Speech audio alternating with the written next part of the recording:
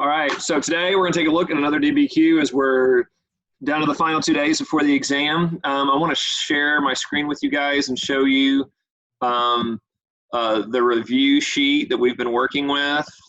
I added some things to it.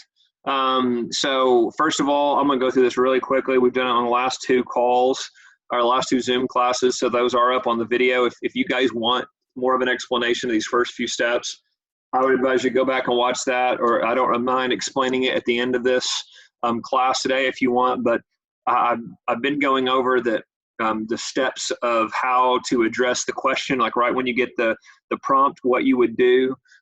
Also talked about in the last two calls, how you get your e-ticket. Again, if you changed your,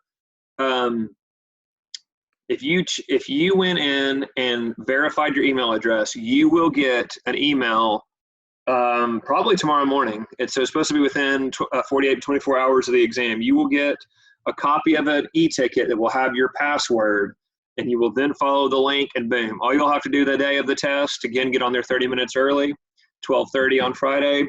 You go in, type in your email, your birth date, and then that code, and boom, you're there. And they'll hold you in that little waiting page until 1 o'clock, and then boom, you'll be off and running.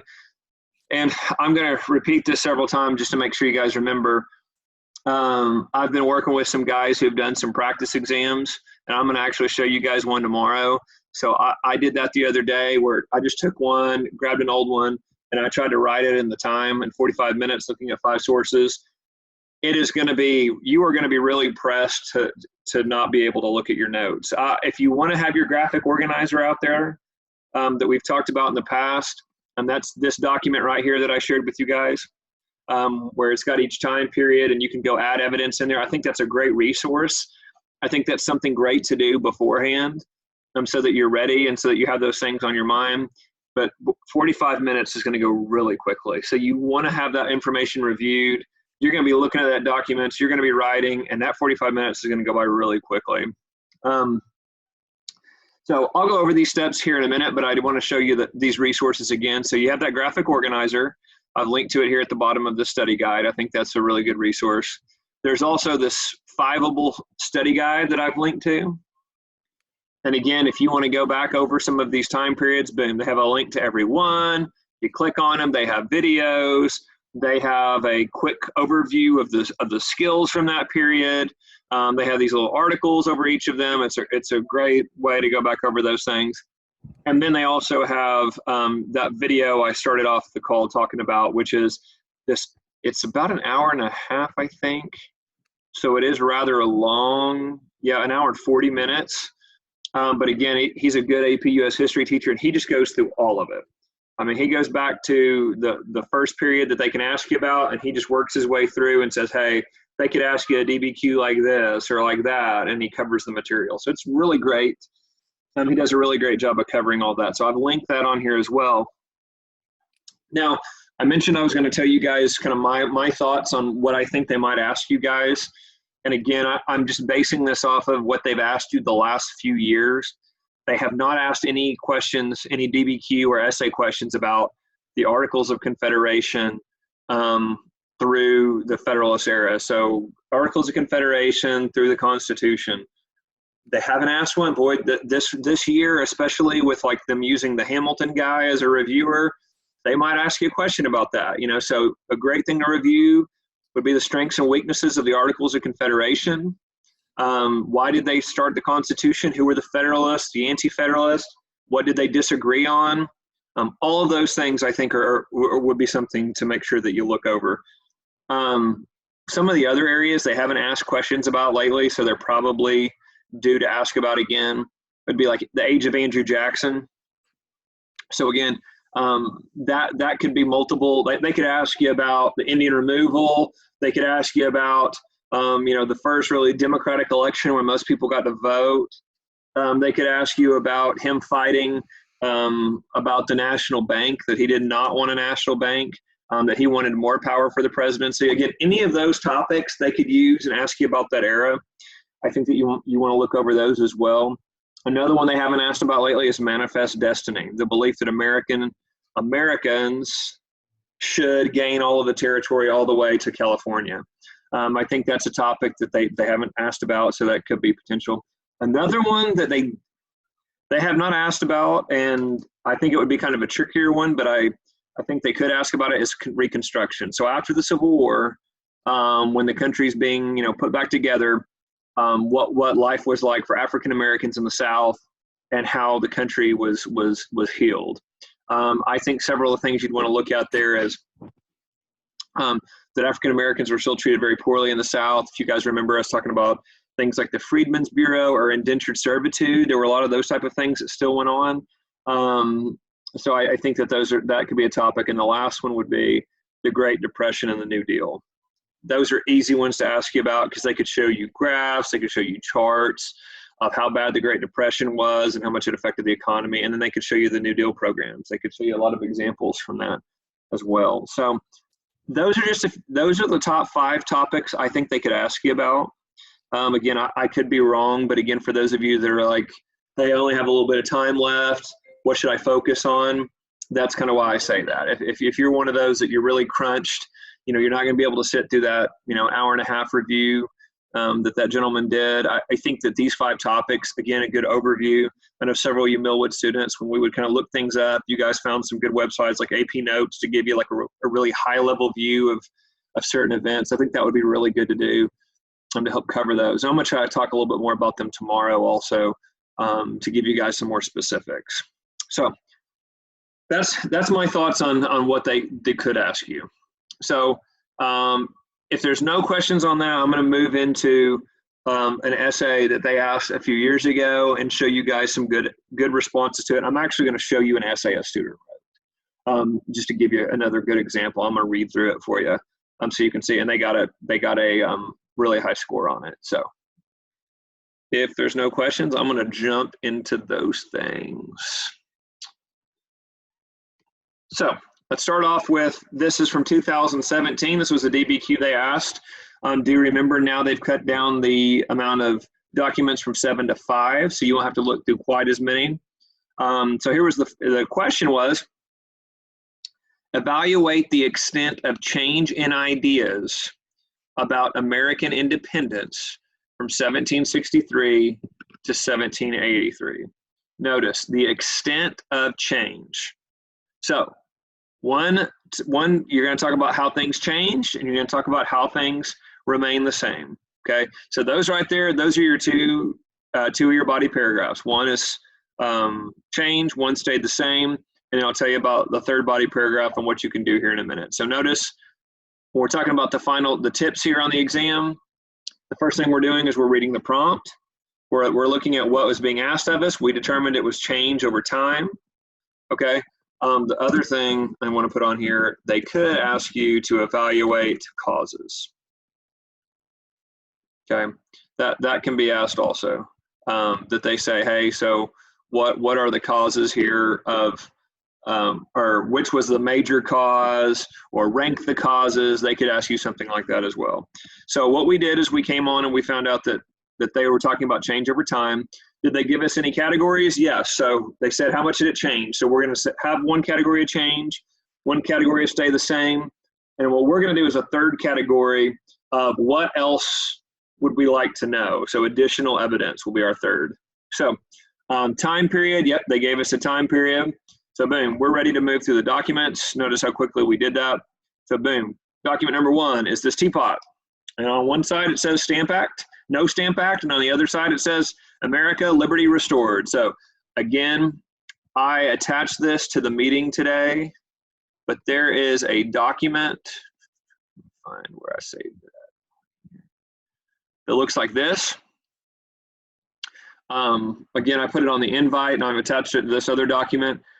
I think that you want to go through here, and when you get these documents, I would print this sheet off or just make this little box on a sheet of paper, and I would have document 1. I told you guys, every time I do this with you guys, this is what I do. I put what the main idea is, I do a HIP analysis of it, and then I move on to the next one. So that way I've got it all written down in one spot. So when I need to go back and group them together or use them, I don't have to read them all again. I have a quick explanation as to what each document was. So I put that on there. You can use that, or again, I just write it out every time. I think it's pretty simple to do that way. So let's take a look here at the document again. So what would I say that is? Remember, we are talking about the change in ideas. So I would say number one, I'm going to do a HIP analysis. The historical context is I didn't want taxes. Intended audience, I would say, is all Americans. Point of view, they want independence, and the purpose is to try to change people's minds to not want taxes here at this point in time. So I'm going to say that that is teapot, no change in taxes, or change, they didn't want taxes. So I would put that in that first category of that's a big change. They were going to fight back to things that have been going on. The next one, okay, let's see. This is from, this is a Virginia resolution. And so anytime it says that the source is a House of Representatives or something like that, that means this is like a law or a bill that passed. So this came out of the Virginia House. Let's see what it said. It is the opinion of this committee that the sole right of imposing taxes on the inhabitants of this His Majesty's colony and Dominion of Virginia is now and ever hath been legally and constitutionally vested in the House of Burgesses, lawfully convened according to the ancient and established practice, blah, blah, blah, blah. So what they're saying here is, guess what? Guess who gets to raise taxes? The king gets to raise taxes. They say that's the way it has been, that's the way it will always be. So for document 2, I'm going to put king raises taxes, and I'm going to say that is an example of how things stay the same. They're arguing that things should stay the same. So that idea hasn't changed. Okay, I'm moving on to document 3.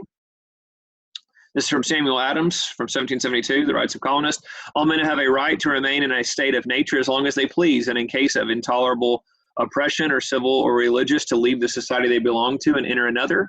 When men enter into a society, it is by voluntary consent, and they have the right to demand and insist upon the performance of such conditions and previous limitations as form of an equitable original compact.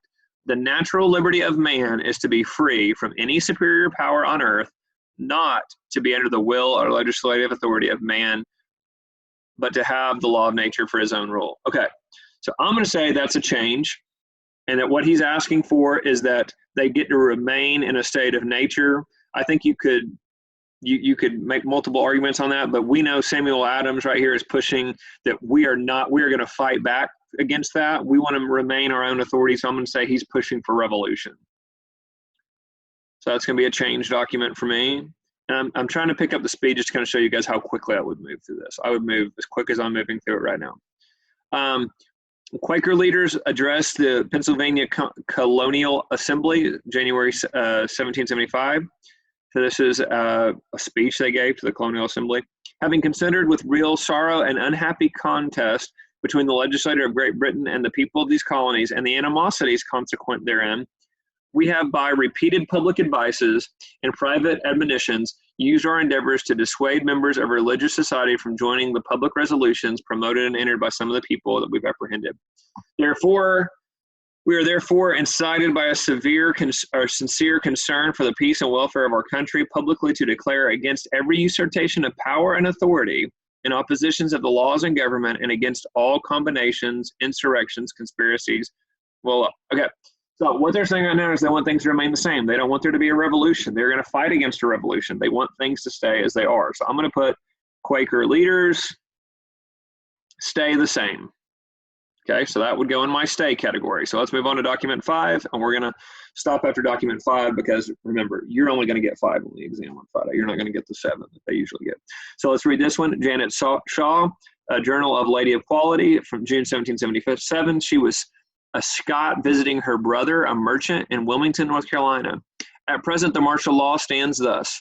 An officer or a committeeman enters a plantation with this posse. The alternative is proposed. Agree to join us, the patriots, and your persons and properties are safe. If you refuse, we are to cut up your corn, shoot your pigs, burn your houses, seize your slaves, and perhaps tar and feather yourself. Not to choose the first, no more courage than they are possessed of, and I believe this method has seldom failed with the lower sword. So I'm saying that as a change. They're saying there's going to be a revolution. We're going to take all your stuff. We're going to do this to you. I'm going to say it's take your property. Okay, so I'm looking at the clock. That took me less than 10 minutes. That was about 7 minutes. So I made it through the sources in about 7 minutes. So on the exam, that would give me about 38 minutes to write the exam. Once I've gone through them all, notice I've already categorized them. I know I'm going to have one body paragraph that's changed. I'm going to have one that stay the same. So now I'm going to jump right into writing my thesis. Let's go back to notice our steps here. Our steps are, I read the documents, I did a HIP analysis, I grouped them, I've made 2 groups. I need to start off by contextualization. So I would start off the essay by saying, let me pull that up.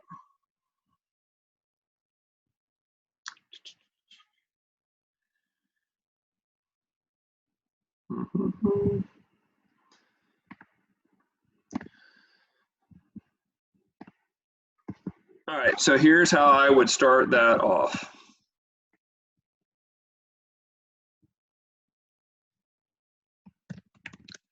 For the American Revolution, and again, remember contextualization, I need 2 to 3 sentences showing them I know what happened right before this. We're talking about the American Revolution. We're talking about how some people wanted the revolution and some people wanted the change to be a revolution. Some people want things to remain the same. So I've got to tell them, I've got to give a couple of specific pieces of evidence of what the world was like, what America was like right before this, okay? And I got to connect it to the change that's about to occur. So I'm gonna say before the American Revolution. Sorry, I'm gonna move that down, we can see it. You guys know my spelling's terrible. By the way, they do not count off on spelling if you are close, okay, guys? So, like, make sure you're close, because if you're not close, they might go, I don't even know what you're talking about, but just get as close as you can. And if you get as close as you can, they'll give you the points. But again, they know this is a rough draft in 45 minutes. They know you don't have time to go back over it and look words up and things like that, so they don't count off for that. So you should also understand that and be forgiving for my spelling. So revolution. Before the American Revolution, the Americans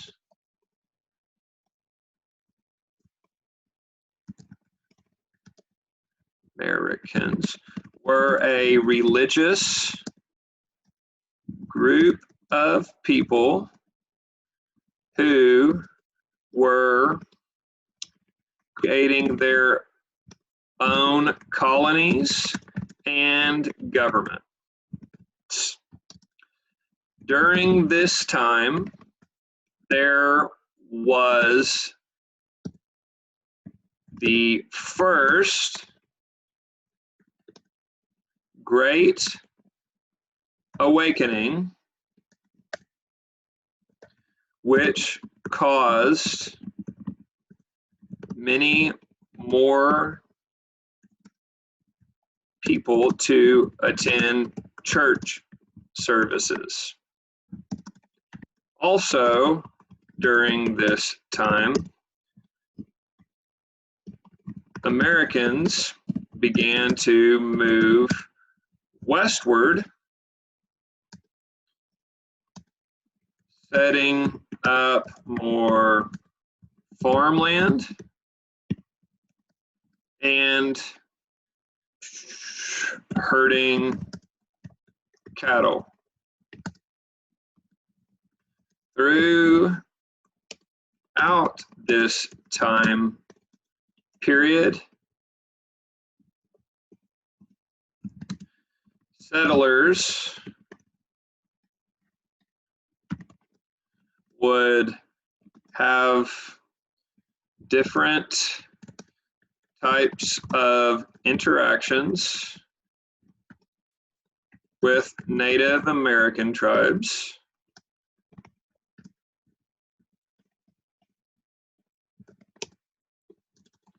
Some of those interactions would become violent, while others showed both sides working together. There was a war between the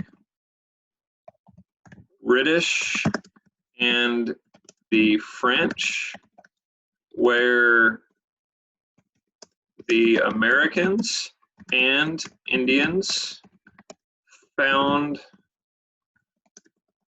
themselves caught in the middle. Okay, so by the way, I probably gave, that was plenty. Okay, I actually probably gave a little more than I needed to, but I set it up to show them I know what happened before. I know that some things were changing.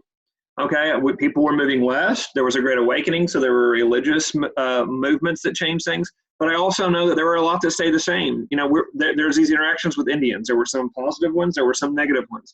There were encounters with the British troops and the French troops. These were things that were going on. So notice how I've already set up my argument by saying these things are going on prior to this moment. So now I've got to write my thesis statement. Remember the formula, which hopefully you guys have etched in your mind right now, which is X, however, A, B, therefore Y. So my first statement, X, is going to be how things changed. So I'm going to say Americans grew frustrated with the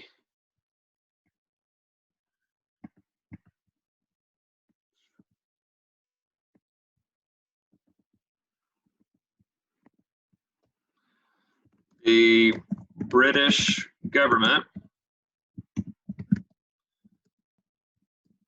because of the taxation that was occurring without representation. However, not all colonists wanted the relationship with the British to change because there had been positive outcomes that came from the relationship, like trade policies. Therefore, the Americans changed in some of their ideas toward the British, while a large section of the population wanted there to be a similar agreement moving forward. Okay, so that's your first paragraph. You would have contextualization there, was the first few sentences, and then I just wrote the thesis statement. So boom, right there, that is 3 of your points. So remember, we're on a scale of 1 to 10. It's obviously, that's a great start to get your first 3. Just remember that if you follow that thesis formula, that sets you now up for the essay. Notice I started off with my change, so my next paragraph would be my change paragraph. And I'm not going to type this whole thing out. I would just take, I might do that tomorrow. If any of you guys would find it helpful for me just to write out the whole essay, I don't mind doing that tomorrow. If you want to kind of see me do it in real time, that's fine. But I wanted to show you guys the scoring here in a second. My first paragraph is going to be changed. So looking back at my notes, I'm going to use document 2 that says that they wanted a change, they wanted a revolution because of the taxes. I'm going to use document 5 that says they're going to change, and if you don't want to change, they're going to take your property because they're tired of paying this high tax rate. Then my second paragraph, I'm going to use document 3, which says that they don't want to change because of the religious purpose. The Quakers wanted things to remain the same. And then I'm going to use document 2 because it mentioned about the trade items that they received, and they liked that relationship moving forward because they knew it would help their business. So boom, there's my there's my second body paragraph, there's my third body paragraph, as we talked about in the past. I use those two documents to make that point. Again, make sure when you use those documents that you are showing how they relate back to the prompt. So we want to make sure that when we say things like, that the Quakers wanted things to remain the same, a reason that the Quakers might want things to remain the same is they weren't a violent people. Like some of the religious people were not violent. So the ones that were not violent were going, look, we don't want a revolution because, it's going to cause a war. We don't want a war. We want to talk. We want things to remain the same. So I would make sure to explain. Document 4 shows the Quakers talking to their congregation about how they should recuse themselves from fighting in a revolution. In my next sentence, I would say, one of the reasons the Quakers would not want to engage in a revolution is because they were largely a non-violent religious group. So for them, even though they may understand where some of the revolutionary spirit came from, they would never agree to violence. Boom. That's all you would have to put. Okay, so that would give me 2 points. I use the evidence, and then I use the evidence and connected it back to the prompt. Okay, so that's what that would look like. So notice, as again, going back to our cheat sheet here, our cheat sheet document going down through. So notice what I did there. I opened up with contextualization. I developed my thesis. I used that formula. I wrote body paragraph, that one, X. Then I wrote body paragraph 2 would be the reasons why we wanted it to change, stay the same, whichever one we didn't do in the first one, it would be that one. Third body paragraph. What we would do here is we would talk about what are additional evidences that we think support what we just said. So what's evidence they did not give you? Okay. So like for me, I'm just kind of going off the top of my head. I'm going to show you some more examples in a minute. I could do Thomas Paine's Common Sense. Okay, Thomas Paine argued in Common Sense that it was common sense to support a revolution. Boom. I would say, look, there's a document, Common Sense, by Thomas Paine, that talked about how everyone has certain liberties, and if you try to take those liberties, you should be willing to fight for them. Boom. That's a good example of a change, right? We didn't always, we weren't always talking about revolting, so that's a good example of a change. I could also use one of Alexander Hamilton's speeches. I could write, Alexander Hamilton's letter from a farmer where he says, hey, farmers should want to fight back because this would endanger them to pay more taxes to the British, blah, blah, blah, blah, blah. So I could use that too. So there's a list I'm going to show you here in a minute. I would use pieces of evidence they didn't give me for paragraph 3. Then I would end it by my final paragraph. I would say what happens after. So I would say, after the American Revolution, the Americans quickly had to shift into creating their own government. So they first of all set up the Articles of Confederation, which failed because they weren't able to tax people and they weren't able to come up with a solution to how states were treating one another. So then there was a Continental Congress called, and we created the Constitution of the United States, which was then ratified and created the form of government where there were 3 houses and a president, which was George Washington, that then moved the country towards a uniform national policy. Boom. That's your whole essay. That right there, that's if you just did everything that I talked through right there, that would be 7 to 8 points. That would be enough to pass it.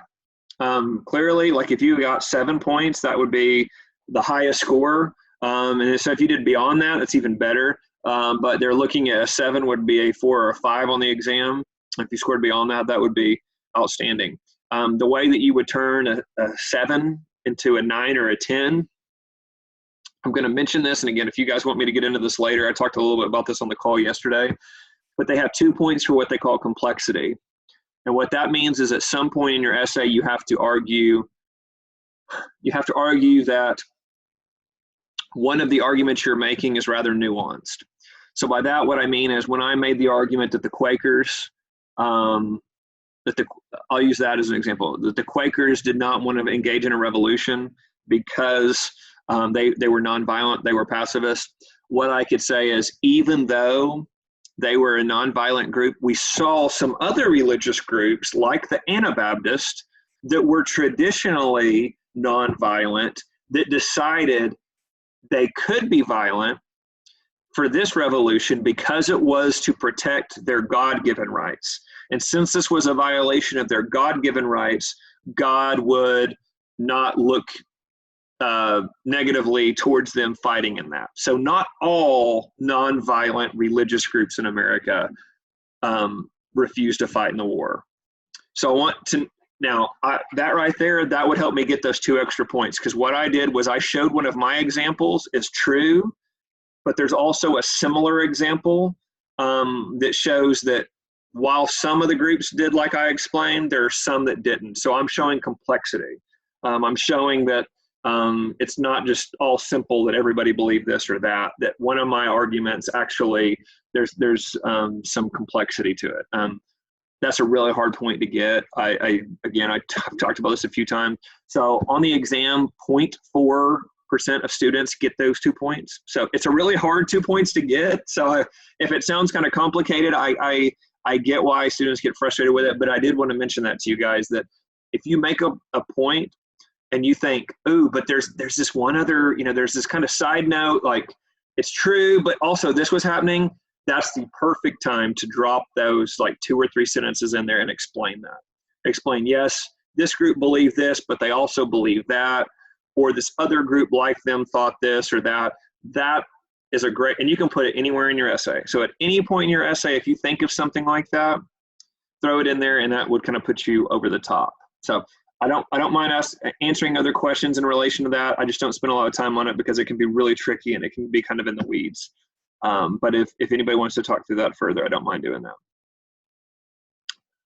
Okay, if there's no questions, I'm gonna pause here for a second for if there's any questions. If there's no questions, I'm gonna shift into showing you guys some examples from the exam. All right, so when they scored the exam a few years ago, they produced this document, which is scoring outlines. So I wanted to show you kind of what they said about students' responses to that essay. So they give you some examples of good thesis statements here. Let me scroll to the top here.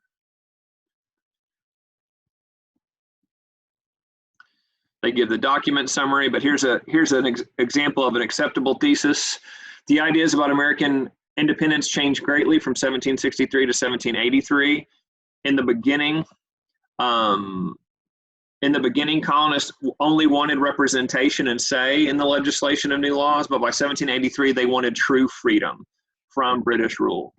So that's an example of a good thesis statement. Another good thesis statement is from 1763 to 1783, ideas of American independence changed from the colonies blindly accepting the tyranny of the British by religious rights of divine kings to believing in natural rights of individuals against British law. So again, 2 good examples of a thesis statement. I'm not going to read through the bad ones. Again, I've done that the last 2 classes. If you want to, I put these links on here. If you want to look through the bad ones, you can. But again, I'm going to kind of shift away from spending time on that at this point to just showing you guys some good examples of what we're talking about. Kind of talked through that already. The one other thing I was going to show you guys is their list here of. Okay, when I was talking about examples of additional documents, here's some of the ones they listed. And by the way, they list all these. This doesn't mean these are the only ones you can use. These are just some of the ones they threw out there. So you could actually use dozens more than this. But here's some of the examples they said. They said you could use the Articles of Confederation. Yep. You could use Benjamin Franklin. You could use the Declaration of Independence. You could use the Boston Massacre, the kind of the picture I've got going on here behind me. You could use the Boston Tea Party. You could use Thomas Jefferson. You could use Patrick Henry. Again, these are all examples. Oh, they got more right here. The Tea Act, the Olive Branch Petition, Sons of Liberty. Again, these are all evidence you could use in that 3rd paragraph, like I was showing you, that they didn't give you, but if you add it, that gives you the additional point. Okay. They even had George Washington on there. You could even use the arguments about George Washington went from being, that'd be an easy one to use. He went from being a British officer who thought that they should remain in the British government to the leader of the American militia against the British government. That's a great example of someone who showed the change in mindset, right? I mean, he completely went from being one of their officers to leading the charge against them. So that's a great example of a change in ideas. Okay. So we've got about 10 minutes left. What I would like to do now is I would like to read through you an example of an essay that got 7 of the 9 points. And now remember, you all have 10 points now, but 2 years ago they took this out of 9, so they did a really good job. I want to read through it so you guys can see an example of an overall essay, what it would look like. And again, if you guys are interested, I could take a little bit more time tomorrow and actually write one in real time for you. I just know that can be kind of, it takes me a little bit. I'm not a super quick typer. I don't mind to do that to kind of show you the length of time once we get through with our review tomorrow. But I want to walk you through an example of what the prompt I just went through, and I believe this is a young lady. Actually, it doesn't say if it's a boy or a girl. So I don't know. Is it guy or girl? I don't know. But here you go. I'll read through it for you. Following the French and Indian War of 1754 to 1763, the British and the colonists found themselves facing new or heightened problems that demanded immediate solutions. As a response to their accumulation of a new and massive debt, the English ended their period of salutary neglect on the colonies, which provoked strong antagonism from the colonial people, who had become accustomed to a greater source of freedom. Although most colonists identified in the beginning of the American Revolution as part of the British people and only a slight responsibility, they continued their contention over economic policies and political autonomy, forced many colonists to strive for a new identity as an independent America. In the early half of 1763 to 1783, the British colonists viewed themselves as British people. For example, many religious leaders attempted to keep their congregations from revolting against the British, document 4.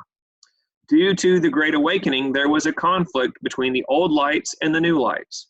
The old lights were often religious leaders who sought to maintain the social order that was attacked by the new lights' attempts to question authority. The Quaker leaders did not want this questioning of the political authority of Britain to apply to the questioning of their own religious authority. Another example of the continued identification as British colonists can be seen amongst the higher class citizens of the South, document 5. Lady Shaw writes that from the perspective of the upper class's status in Southern colonies, Southern colonies tended to have a closer tie with the British Crown as colonists under the direct rule or proprietorships. The upper class status of Lady Shaw makes her more inclined to protect the existing hierarchy of the South, even in the face of threats from the patriots of the lower parts of the system. In addition to these calls for maintained loyalty to the British Crown, the goals of the First Continental Congress perfectly illustrate the lack of calls for American independence. The First Continental Congress was mostly an attempt to deal with the Stamp Act and the Intolerable Act by supporting the economic boycotts of incidents such as the Suffolk Resolves and the formation of the Association. The individuals of the Congress were not calling for the American independence, yet though many members go on to support the patriotic cause, only 1 or 2 years later, they merely sought economic reforms and redaction of certain acts. Lastly, even as late as 1776, many colonists still opposed revolution as a costly and unnecessary hassle that would only hurt the American colonies in the long run. Document 6. For context, it is important to remember that colonists that want America freedom from the Britons will only ever rise to about 40% during this time. And patriots will never be a majority during the American Revolution. Despite these voices of opposition throughout the American Revolution, the colonists will eventually recognize the impossibility of mending their relationship with the British and call for a new American independence. For example, the reaction to the various acts put in place by Britain to raise money for them to pay off their debt was felt all the way to England with productions of various protesting materials. Document 1. The motivations and viewpoints of both the British and the colonists did not meld or relate to the other. For context, the British thought it was only fair that the colonists pay for their own benefits and resulted from the end of the French-Indian War, while the colonists felt that they should not be taxation without representation.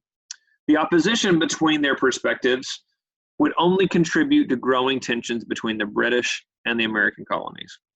In addition, colonists were used to a certain extent of autonomy seen in declaration by the House of Burgesses that only their government can tax people, document 2. Even before the American Revolution, colonists were already used to their own early forms of self-government that they did not want to sacrifice. The way that Quebec Act forced the French people living along the Ohio River Valley had to give up their right to representative assemblies. Another example of the growing divide between the American colonists and the British people was the Enlightenment ideals of John Locke's natural rights influencing the colonists' thoughts on how to handle their antagonism. With the British colonists, such as Samuel Adams, beginning their calls for rebellion against British control of their natural rights. Lastly, the Common Sense Packet by Thomas Paine fired up the colonists by demonstrating a simple and charged language that the British oppression must be met with revolution. This pamphlet eventually helps motivate the colonists to establish Jefferson's Declaration of Independence, which immediately heightens the conflict between the Americans and the British Crown. The colonists were not all united under the desire for American independence.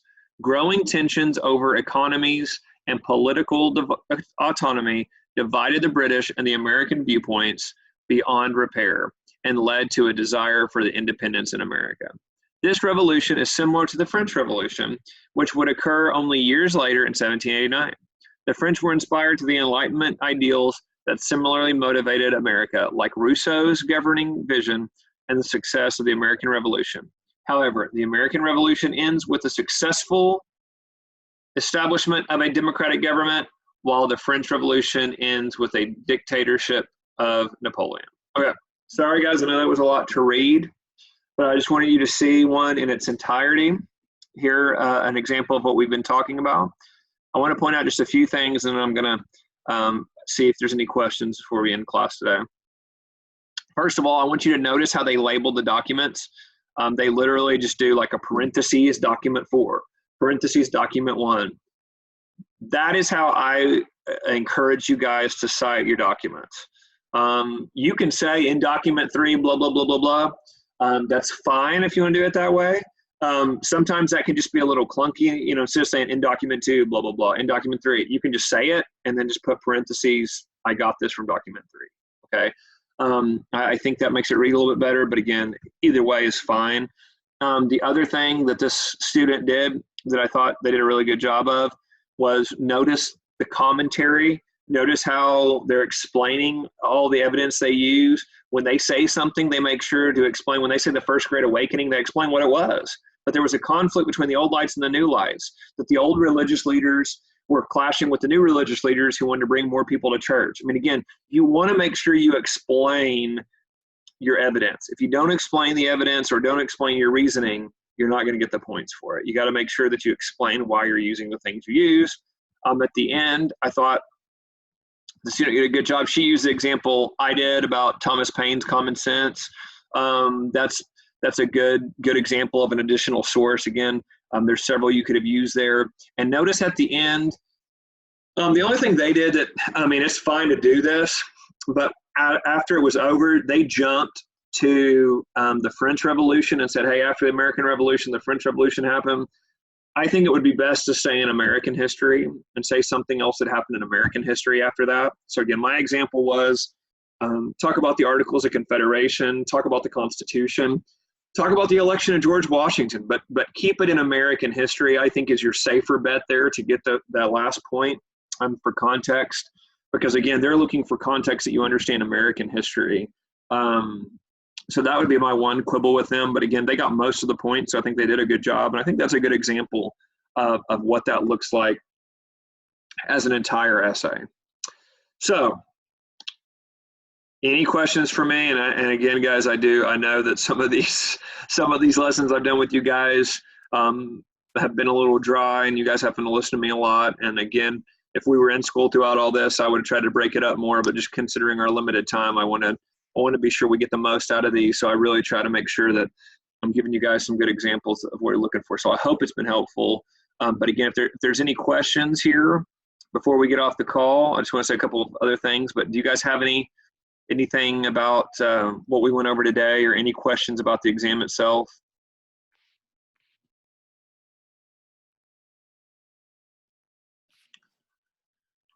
Okay. Okay. I appreciate your time on here today. I just want to leave you with a few reminders. The first is these documents that I put inside the calendar invite, which is it's got this graphic organizer, and then it has this sheet that I just went over about how the steps to go through to answer the question. It's got links to the videos. It's got links to the potential prompts. Because I think a great way to study again in about the next 48 hours is to go over this graphic organizer, add in some examples of each of those themes, watch some of those review videos, go back over some of these videos that I've done if there's one that stood out to you, and think about how you would have answered that essay. Anything like that, I think those type of activities at this point would be really beneficial as we're getting really close to the exam. So we've got one more class tomorrow, guys, 3 o'clock. I'm not gonna go through one quite like this.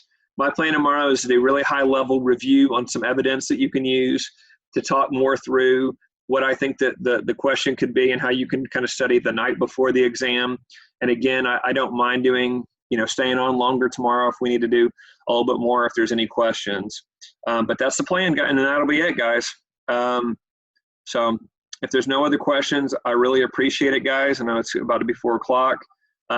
Again, we'll go over this one more day, and so I hope you can join us tomorrow.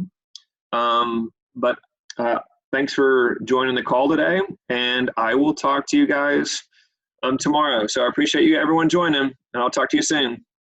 All right, bye, guys.